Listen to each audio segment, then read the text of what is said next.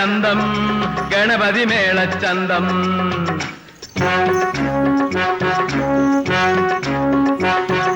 Aanachandam Ganapathi മേളച്ചന്തം.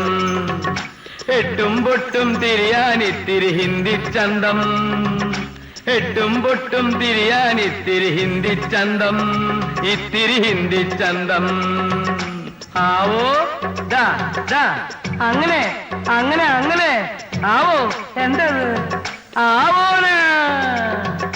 Aanachandam Ganapathi മേളച്ചന്തം.